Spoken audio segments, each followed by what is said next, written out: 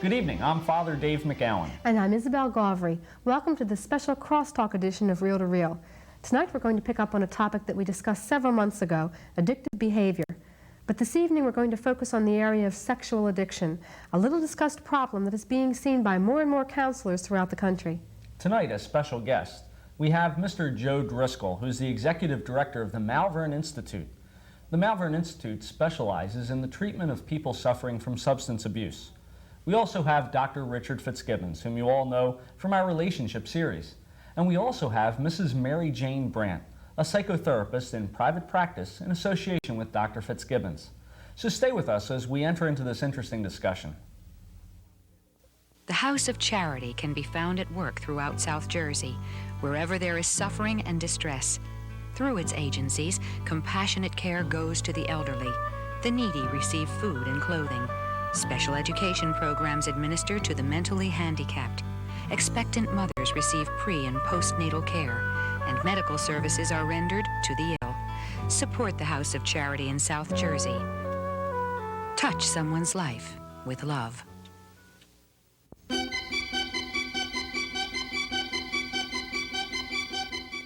Welcome back. I'm with Mr. Joe Driscoll, who's the director of the Malvern Institute, which specializes in the treatment of substance abuse. Welcome, Mr. Driscoll. Hi, Father. How you doing? Very good. How did you get involved in the treatment of substance abuse? Well, has to do with my own personal story. I'm a recovering alcoholic myself, and for many years wanted to get into counseling, so I, about 7 years ago, just went and applied for a job and got into the field. All right. How long have you maintained your sobriety now? It's about 12 years, a little over 12 years. That's great. Thanks. How would you define addiction? Oh, I think there are certain things that go with addiction.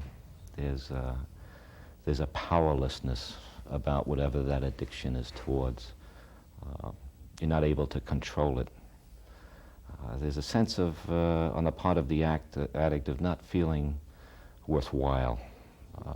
He tries very often to stop, but he's powerless too. A lot of people would say, who don't understand addiction, why doesn't that guy or that lady stop what she's doing? Why doesn't she just, you know, you've got a freedom of choice there. Why don't you do something? And really with an addict, in the middle of their addiction, there's no choice at all. Mm-hmm. So I think that's that's the main ingredient, has to do with all addictions. Mm-hmm. Powerlessness, unmanageability, a negative effect on all areas of your life.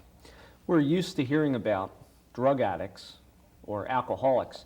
Now we're starting to hear about sexual addicts. What does that mean? Well, you know, an alcoholic is addicted to booze. It's a simple one. Sexual addicts are addicted to certain events or a series of events, some kind of a scenario that that is uncontrollable for them, that's unmanageable for them. And it's manifested in a lot of different ways. I guess probably the simplest ways, there's almost levels of it. One level might be excessive masturbation. I'm not talking about someone, you know, once or twice a week. I'm talking about someone that numerous times a day, to the point where maybe they hurt themselves. Promiscuous relationships, a lot of different affairs with men or women, could be addictive in its nature. You move up from that level maybe into things like voyeurism, the peeping Tom, exhibitionism, you know, the guy in the raincoat on a sunny day. But there's a lot of variations of that too. You know, you have exhibitionists and voyeurs, you know, in libraries, in McDonald's, riding around in automobiles. There's so many variations of it. Mm-hmm. I guess if you look at that as levels, the top level of it is the ones that are really tremendously abusive and criminal in this society, when you get into child abuse and incestuous relationships and rape. So that's, you know, and it almost seems to progress from one level up through the end. In other words, someone who's really into that final apex of it usually started out on a lower level. They tell us that about 10% of the general population has trouble with alcohol. Yeah. What kind of a scope are we dealing with when we're talking about sexual addiction? With alcoholism, we have the figures because it's been something that's been around and has been treated for a long time. We know that with sexual addiction, it's a very serious problem. The scope is broad. It affects people, men and women, equally in all areas of life. Your sexual addict could be a congressman, could be a teacher, could be an executive, a salesman, doesn't make any difference. It's just not some creep, okay, that's hiding down in a bad neighborhood. It affects all areas of life, and it's a very significant problem which is coming more and more into the light of day. Mm-hmm. You started out treating drug and alcohol abuse. Yeah. How did you get involved with sexual addictions? I find that a lot of people who have addictions to alcohol and drugs also have a sexual addiction. It's not at all uncommon. We've also found that if you don't treat the sexual addiction while that person is being treated for alcoholism or addiction to drugs, there's a very strong probability that after the person leaves treatment, they're going to go out and get drunk. So that's how I got into it. That and you know, a few personal experiences and the experiences of a lot of friends. Alcoholics and drug addicts get fouled up in a lot of ways. Are we seeing that cross-addiction, being addicted to more than one thing, is something that's on the rise, or is it something that we're just becoming aware of now? Well, I think it's probably on the rise. Certainly we're becoming more aware of it. It used to be if someone came in for inpatient treatment for alcoholism, the focus was entirely on the addiction to alcohol. Now we find that a number of people have other addictions. They're addicted to overeating, buying too many things. Gambling is a very common problem. So there's not just the cross addiction between different kinds of substances that you abuse, but also actions. And sexual abuse happens to be a real strong one in that area too. Is there something in our environment, in our society, that leads people or makes people more prone to addictions? Well, in our society, certainly with alcohol, you know, if you watch the Super Bowl, I think there's 60 some odd beer commercials on there. So you have that. If you go into any drugstore and look at all the magazines that are available, it makes it seem like pornography is okay. Just go in to get a movie if you have a videotape player, and you know, they're offered all the pornographic movies. So the general society says, hey, this is all right. Mm-hmm. And all you need is enough exposure to any one of those, and it's just a numbers game then. You can be one of the people who catch that illness. What's developing in the way of treatment for all this? Well, for drug addiction, alcoholism, there have been a number of facilities around for a long time. If you look at the addict and the sexual addict, he feels that he's worthless, first of all. Secondly, he feels very strongly that if you really knew what I was like, you're not going to like me at all. And because of that, I really can't get my needs answered in any kind of a relationship with somebody. I guess the last thing he feels is that the thing that really answers my needs is sex, in one of those variations we talked about. So treatment has to look at the powerlessness, okay? So you have to accept powerlessness in whatever treatment, whether that treatment is with a physician, a priest, a counselor, a psychologist, someone who knows about addiction, or an inpatient facility like ours. You have to get the patient to accept powerlessness and come to believe in a power greater than themselves. That trust in a good God who cares for you then enables you to accept the fact you've got a disease. You're not just a creep, that you have a disease, you're sick, and you can get well. Alcoholics Anonymous has 12 steps, the first of which is to accept powerlessness, the third of which is to turn my life and my will over to the care of God. There's a program called Sexaholics Anonymous. There's Overeaters Anonymous. There's Sex Addicts Anonymous. They all work on the 12 steps, accepting powerlessness over whatever your problem might be. Mm-hmm. When you get active in these programs, okay, what takes place is in interacting with other people who are helping each other, mm-hmm, that sense of being not worthwhile disappears. We're going to take a break now, but when we come back, we're going to be joined by Dr. Richard Fitzgibbons, who's going to take a look at the underlying causes of addictions.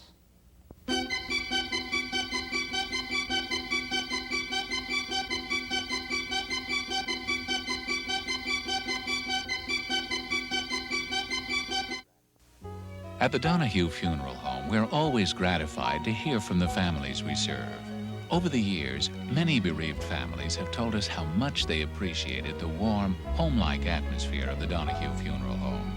To make such moments perhaps a little less difficult, the Donahue Funeral Home suggests that you discuss with us now, in the privacy of your home, pre-arrangement and the financial advantages and peace of mind it brings. That's what living is all about.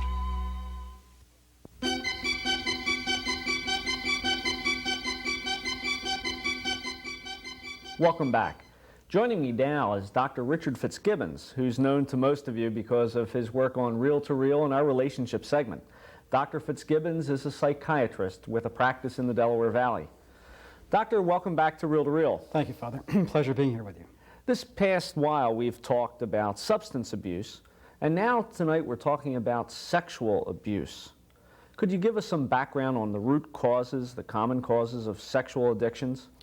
Father, the most common causes of sexual addiction that I treat are first severe loneliness, and in particular a loneliness in the father relationship, a craving for father love that was never met. The second most common cause that I treat is a fear of intimacy. There are just literally millions of people in our culture today who are afraid of committing themselves totally in a relationship, and a sexual addiction becomes a way to mask or cover up a basic fear of total commitment. The third most common cause of sexual addiction that I treat is a basic feeling of inferiority.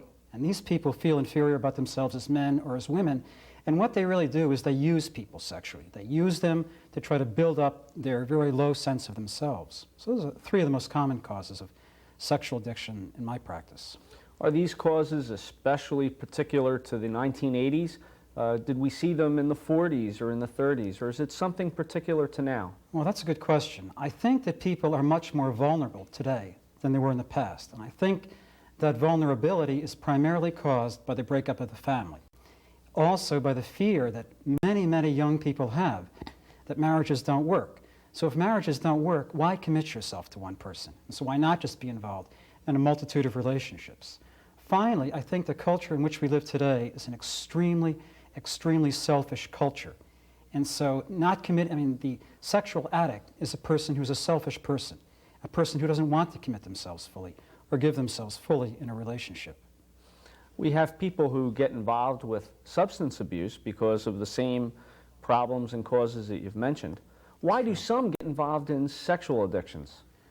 I'm not sure that I have the answer to that, but I think a major driving force that draws a person first into a sexual addiction and then into a drug addiction is the need to get almost what one would call a physical high. The sexual high is often a more significant high than the drug high or the alcohol high. These people crave being held. Many of these people are in very good loving relationships today, that they have very healthy loving marriages, but they were never held when they were younger, and they literally have a child or a teenager inside them who's driving them into behavior outside their marriage, to seek, touch, and embrace, to be embraced. Now what happens is, when they do that, then the guilt comes in. So many of these people then use alcohol or drugs to diminish their guilt, so they can and that opens the door to their sexual addiction. Earlier this evening, Mr. Joe Driscoll spoke of the 12 steps of Alcoholics Anonymous as a road of healing for the alcoholic, and a proven road of healing at that. Truly. Is it applicable as well to the sexual addict? I think it really is, Father. For years I thought that just analyzing a person's problem, helping them understand it, bringing some healing to them would resolve most people who are sexually addicted. Well, I've learned the hard way that that's not the case. And people who I treat who are seriously sexually addicted, I won't continue to treat them unless they participate in AA programs. Many of these people go to AA programs not even telling other people there that they're there primarily for homosexual addiction or heterosexual addiction, because they're voyeurs, because they're chronic masturbators. They don't tell people that, but they take these powerful 12 steps and they apply them to their daily lives and to these addictions, and these steps are tremendously healing. Are there any of the steps that stand out in your mind as especially important? Well, I think the first step, to admit that you're powerless in the face of this overwhelming sexual addiction, is important. Secondly, I think taking a moral inventory, taking a very honest moral inventory, is extremely helpful. And in that regard, I've had many patients who were sexually addicted who benefited greatly by going to the sacrament of reconciliation. And just turn the tables here for a minute, Father. I wonder if you have seen people who were sexually addicted who were helped by that sacrament. Well, I think that that's really very true. So often I think we look at the sacraments as rewards that we receive for being good, whereas in point of fact, they're really the steps, the channels of grace to attain sanctity and holiness. And so often I find that people who are in the throes of some type of sexual addiction or some other addiction stay away from the sacraments rather than approaching them and making good use of them as roads to healing. Doctor, in the treatment of the sexual addict, is there any group or any special help that they can get besides sitting in on AA meetings, for example? Well, I think AA meetings are very helpful, but today there are also meetings for Sexaholics Anonymous. Sounds strange, but these meetings are also very effective. I think also many of these people need individual therapy. Many of these people need to understand that frequently their emotional pain drives their compulsive behavior, fuels it and feeds it. And there are ways in which these areas of emotional pain can be healed, but it's very difficult to get somebody to shift, to deal honestly with their emotional pain, because this is one of the most powerful addictions. One of the key characteristics of AA is the group experience, coming together as a group and sharing that sense of powerlessness.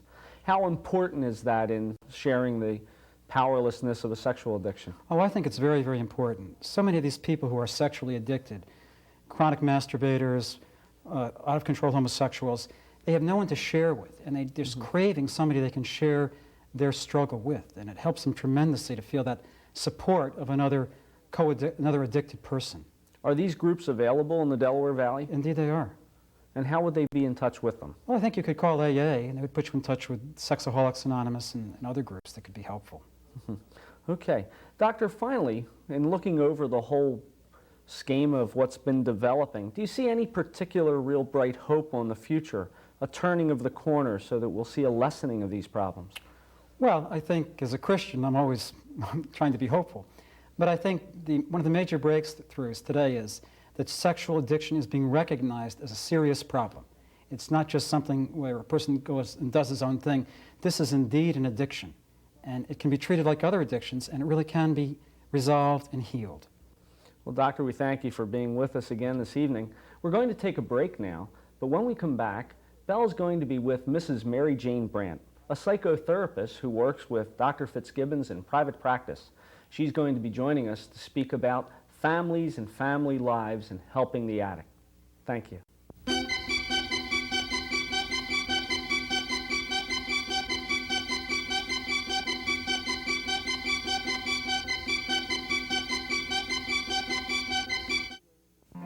From the river to the ocean and everywhere in between, the Diocese of Trenton lives in its parishes, people, homes, and schools. And the Monitor newspaper is your way to keep aware of the renewal of the diocese. Lively features, accurate news reports, and columnists with something to say. Read the Monitor to find out what's happening in your church, from around the world, throughout the diocese, in your parish, from the ocean to the river. To subscribe, call area code 609-586-7400.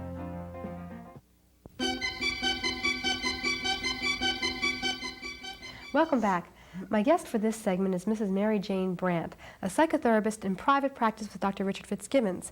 Mrs. Brandt will be discussing the effects of sexual addiction on family and friends. Welcome back, Mary Jane. Thank you, Belle. Thank you for having me back. As we've discussed in the past, alcohol or drug addiction can have devastating effects on the family. But what about something like sexual addiction, which is so much more secretive in nature? I think it's the secrecy that makes it even more serious in many ways than even an alcohol addiction. Because when somebody's addicted to alcohol, hopefully, eventually, the family can confront this person who is drinking too much or who's a problem drinker. But with a sexual addiction, it just seems to take so much longer because the fear that surrounds what'll happen if anybody really finds out that mom or dad has a sexual problem, an excessive sexual problem. And now, Father Dave was speaking about the morality of the whole issue. Do you think that this contributes to that intense secrecy of the problem? I think it definitely can contribute to it because when you hear sexual addiction, there's something dirty in the way it sounds, especially to children. They don't even understand the ramifications of something like this. Now, when we spoke before of alcohol and drug addiction, we spoke of the enabler, that person who enables the addict to continue their addictive behavior. Now, in this instance, we've been speaking of a term called co-addict. Can you explain that for our viewers? Well, it's similar to an enabler, but if we focus right on the spouse of somebody who has, say, a sexual addiction, and say looking at an addiction on a continuum, somebody who might be displaying some unusual behaviors early on in the relationship, say before marriage, versus when they're married, and the seriousness of the situations are getting more and more frequent. Maybe early on in the relationship, there were pornographic magazines all over the place, and the spouse overlooked that. It didn't seem all that serious. Then what happens a year or two, and I don't want to put time limits on this because it can vary, there becomes more and more things are found. So there could be sexual paraphernalia found in the automobile, and or hidden in a closet or something like this, and the spouse comes across these things of this nature. So in denying it the problem to herself, then she is helping the addict to continue his problem. What about when the co-addict will admit the problem but still tries to shield the addict? This happens a lot of times as I see it in my work and in my practice, because families are involved now, and sometimes it's not just the husband and the wife or the couple. There are children involved, and so there's not so much a protection of the addict per se, there is a protection of the children. My God, the mother might say, what are these children going to think when they find out that their father has had mutual and numerous sexual liaisons out of this house for years? What are they going to think when they find out that dad spends 5 and 6 hours a day, a week, whatever, in a porno, in an adult bookstore? What are these kids going to find out? They want to protect him so that the children don't think these things are about their father, their own father. Now, has it been your experience, Mary Jane, that often the mother or father who is protecting the children is often being protected by the children as well? The children know but don't let the mother know. The mother or father knows but don't let the children know. Yes, very frequently this happens. What happens, maybe it's the child who's discovered that mom is staying out very late and giving ridiculous reasons for her absence in the home. You know, well, I was going to 7-Eleven. Well, it's 7 o'clock in the morning and she's walking in the door, you know, and things like this. So the children know, they know that something's wrong at some deep level. These children know something's wrong, and it's not fitting together right. Now, what are some of the signs that you can look for in sexual addiction? Now, we've mentioned pornographic materials. Now, I think it's important that we do draw the line between someone who might occasionally look at a men's magazine and the habitual pornographic buyer. Could you explain some of this for us? Well, like Mr. Driscoll had mentioned and Dr. Fitzgibbons had mentioned, there's an excessiveness to the behavior. It's you know, hours away from the family with no accountability. Maybe the spouse will say, well, where were you? I tried to get you yesterday, today, the day before, and the shift of the blame will go back on the other person. Well, what do you mean I wasn't available, or why are you checking up on me? They try to shift the blame away from them and put the spotlight of guilt on the other person. So that's one sign, actually.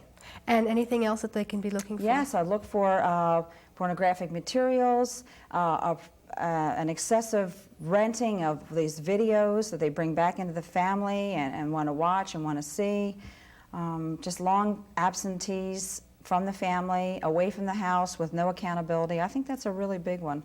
Mary Jane, could we be talking about a vicious cycle here? Can a sexually addicted parent, can his attitudes and activities produce a child with sexual problems? We as parents are our children's first teachers. They learn everything from us at the start. They learn how to trust from us or not to trust from us. So if in the home they see these kinds of behaviors, they learn that you can't trust dad because you don't know what's going to happen. You can't trust mom. Naturally, these children are going to grow up with their trust damaged for future relationships. God forbid there's been any problem of a sexual nature, even within the home itself, a very delicate and sensitive issue. all these things can naturally repeat themselves and repeat themselves over again because they've learned it from people who are supposed to love us. Now, we've spoken earlier about organizations such as Sexaholics Anonymous or Sexual Addicts Anonymous, and that's very good to say that there are these organizations to help people. But for someone who is sitting out there watching right now who knows that his or her mate has a problem with sexual addiction, what can they do this minute? I'm so glad you asked that, Bill. If there's anyone listening tonight, and let's just say if this person listening tonight is a woman and her husband has been absent many nights, please, please, I beg of you, don't pretend anymore that you don't see what's happening. Don't feel guilty. You are not the one that's doing these things. It is not your fault. Let's try to get this person some help. But if this person refuses to get some help, then you get some help. Get your children into counseling. You get into counseling and get some support around these issues, because this problem will only get more and more severe. It's not going to lessen unless the person gets help, and you're not going to be able to cope with it unless you get yourself some help and some support. See a psychotherapist, see a psychiatrist, see a priest, talk to a good friend, one that you can trust. Don't, please, I beg of you, don't try to do this on your own. It is too big of a problem. And at some level, these children and family, they understand something is disturbing and something is wrong. Children know at some level when things aren't right. There are barometers. Thanks for being with us this evening, Mary Jane. Please stay with us. We'll be right back. Turning to God for answers to problems isn't easy, I know. That's why I'm here on radio, to help you understand how to grow and change as God's vision for your life takes shape. Join me as we examine how our personal poverty can be transformed. God has a call for your life, and it can begin when we touch our pain, when we touch what we don't have. God wants to reveal His plan for your life. I'm Dr. Bill Larkin. I'm a Christian psychotherapist. Listen to Breakthrough on these stations every Sunday. God has a breakthrough for you. We'd like to thank all our guests for being with us this evening, and we hope that the conversation tonight has been a help to you.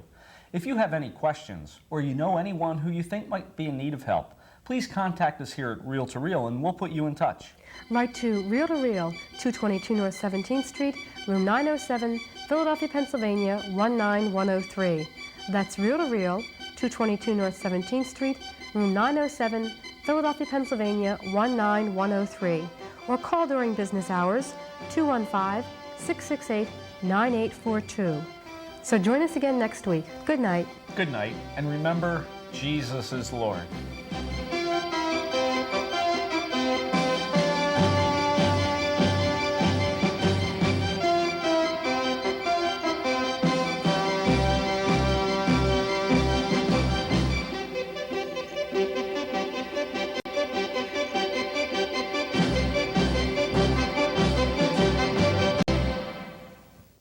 Travel arrangements for Reel to Reel by Atkinson and Mullen Travel of Media, PA. Phone area 215-565-7070. We want you to find out what Catholic Pentecostalism is all about. Hundreds of thousands of copies of the pamphlet, Understanding Charismatic Renewal, have been sold. We would like to send this to you free of charge. We will also send a free 30-day prayer booklet and a list of parishes which sponsor a charismatic prayer group. Just call 215-668-HOPE this week. You will also receive a card for our monthly newsletter.